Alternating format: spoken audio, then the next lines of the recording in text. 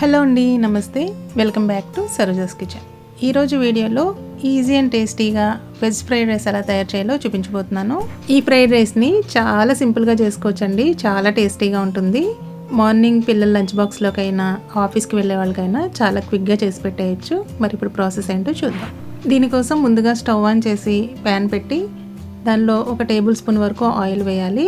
Oil వేడైన తర్వాత 1 tea spoon వరకు కట్ చేసిన వెల్లుల్లి వేసి ఫ్రై చేయాలి.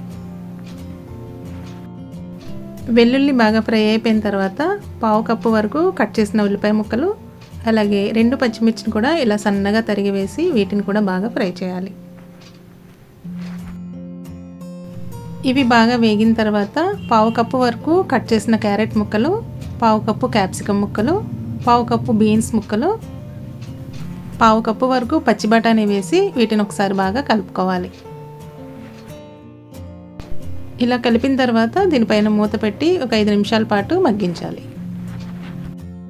మనం వేసిన వెజిటేబుల్స్ అన్నీ ఇలా ఒక 70% వరకు మగ్గిన తర్వాత దీంట్లోకి ఉడికించిన రైస్ యాడ్ చేసుకోవాలి. నేను ఇక్కడ 1 గ్లాస్ రైస్ని ముందుగానే ఉడికించి పెట్టుకున్నాను.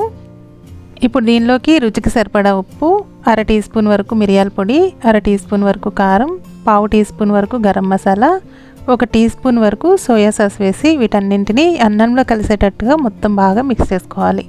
ఒకవేళ మీకు కారం గరం మసాలా వద్దు అనిపిస్తే వాటిని స్కిప్ చేసి కూడా చేసుకోవచ్చు. మిరియాల పొడి మాత్రం ఖచ్చితంగా వేయాలి. చూడండి, ఇలా మొత్తం కలిపేసుకున్న తర్వాత చివరిగా కొద్దిగా కొత్తిమీరని వేసేసుకుని కలుపుకోవాలి. ఇలా మొత్తం కలిపిన తర్వాత దీనిలోకి 1 టీ స్పూన్ వరకు నిమ్మరసాన్ని వేసి కలుపుకోవాలి. నేను ఇక్కడ వెనిగర్ ప్లేస్లో నిమ్మరసాన్ని వాడుతున్నాను. ఇలా మొత్తం ఒకసారి మిక్స్ చేసుకుంటే టేస్టీ ఫ్రైడ్ రైస్ రెడీ అయిపోయింది. చాలా సింపుల్ అండి, చాలా టేస్టీగా ఉంటుంది, చాలా క్విక్గా అయిపోతుంది. మార్నింగ్ లంచ్ బాక్స్లోకైనా లంచ్లోకైనా చాలా ఈజీగా చేసుకోవచ్చు. మరి ఈ వీడియో మీకు నచ్చిందా? నచ్చితే లైక్ చేయండి, అలాగే మీ ఫ్రెండ్స్కి ఫ్యామిలీ మెంబర్స్కి షేర్ చేయండి.